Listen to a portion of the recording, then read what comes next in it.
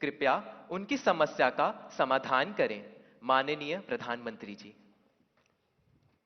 देखिए, सिर्फ परीक्षा के लिए ही नहीं, वैसे भी जीवन में टाइम मैनेजमेंट के प्रति हमें जागरूक रहना चाहिए। परीक्षा और नो परीक्षा, आपने देखा होगा काम का ढेर क्यों हो जाता है। काम का ढेर इसलिए हो जाता है समय पर उसको किया नहीं इसलिए। और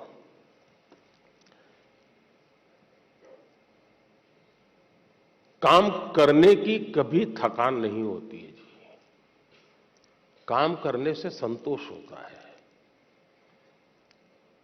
काम न करने से थकान लगती है। सामने दिखता है अरे इतना सारा काम, इतना सारा काम, और उसी की थकान लगती है। करना शुरू करें।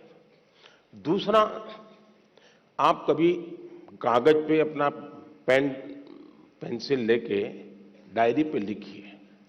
एक हफ्ते भर आप नोट कीजिए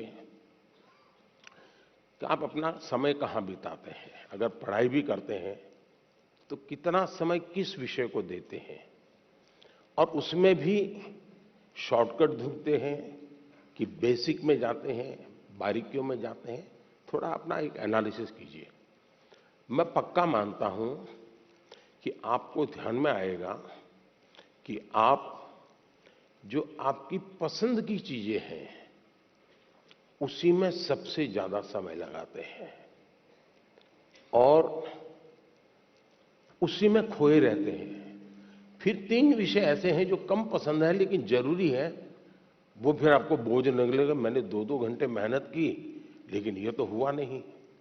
और इसलिए आप सिर्फ पढ़ना 2 घंटे ऐसा नहीं, लेकिन पढ़ने में भी जब फ्रेश माइंड है तब जो सबसे कम पसंद विषय है, आपको सबसे ज्यादा कठिन लगता है, तय कीजिए पहली 30 मिनट इसको, फिर एक पसंदगी वाला विषय है 20 मिनट उसको, फिर थोड़ा कम पसंद वाला 30 मिनट उसको। आप ऐसा स्लैब बनाइए तो आपको रिलैक्सेशन भी मिलेगा और आपको धीरे धीरे उन विषयों पर रुचि बढ़ेगी जो आप नॉर्मली टालते हैं और अच्छे विषय में खोए रहते हैं। और समय भी तो बहुत जाता है। आपने देखा होगा, आप में से जो लोग पतंग चगाते होंगे, मुझे तो बचपन में बहुत शौक था। पतंग की जो माजा होता है, धागा होता है, वो कभी एक दूसरे में उलझ जाकर के एकदम से बड़ा गुच्छा बन जाता है। अब बुद्धिमान इंसान क्या करेगा? यूं यूं खींचेगा क्या? ताकत लगाएगा क्या? ऐसा नहीं करेगा। वो धीरे से एक एक तार को पकड़ने की कोशिश करेगा कि खुलने का रास्ता कहां है, और फिर धीरे धीरे धीरे खोलेगा तो इतना बड़ा गुच्छा भी आराम से खुल जाएगा और सारा माजा, सारा धागा एक जैसी जरूरत है वैसा उसके हाथ लग जाएगा। हमें भी उस पर जोर जबरदस्ती नहीं करनी है, आराम से सॉल्यूशन निकालना है। और अगर आराम से सॉल्यूशन निकालेंगे तो मुझे पक्का विश्वास है कि आप उसको बड़े ढंग से करेंगे। दूसरा, आपने कभी घर में अपनी मां के काम को ऑब्जर्व किया है क्या? यूं तो आपको अच्छा लगता है कि जैसे स्कूल से आए तो मां ने सब रेडी करके रखा था, सुबह स्कूल जाना था तो मां ने सब तैयार करके रख दिया था। लगता तो बहुत अच्छा है, लेकिन क्या कभी ऑब्जर्व किया है कि मां का टाइम मैनेजमेंट कितना बढ़िया है?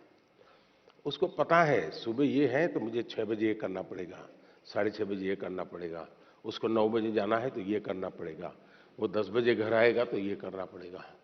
यानी इतना परफेक्ट टाइम मैनेजमेंट मां का होता है। और जबकि काम सबसे ज्यादा मां करती रहती है, लेकिन किसी काम में उसको बोझ अनुभव नहीं होता है। थक गई, बहुत काम है, बहुत ज्यादा, ऐसा नहीं करती। क्यों? उसे मालूम है कि मुझे इतने घंटे में ये तो करना है।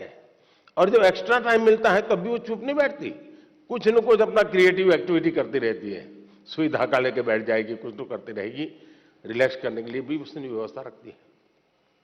अगर मां की गतिविधि को ढंग से ऑब्जर्व करोगे तो भी आपको एज ए स्टूडेंट अपना टाइम मैनेजमेंट का महत्व क्या होता है, और टाइम मैनेजमेंट ने 2 घंटे 4 घंटे 3 घंटे ये नहीं, माइक्रो मैनेजमेंट चाहिए। किस विषय को कितना टाइम देना है, किस काम को कितना टाइम देना है, और इतना बंधन भी नहीं डालने हैं कि बस 6 दिन तक ये करूंगा ही नहीं क्योंकि मुझे पढ़ना है। फिर तो आप थक जाओगे। आप ढंग से उसको डिस्ट्रीब्यूट कीजिए समय को, जरूर आपको लाभ होगा। धन्यवाद।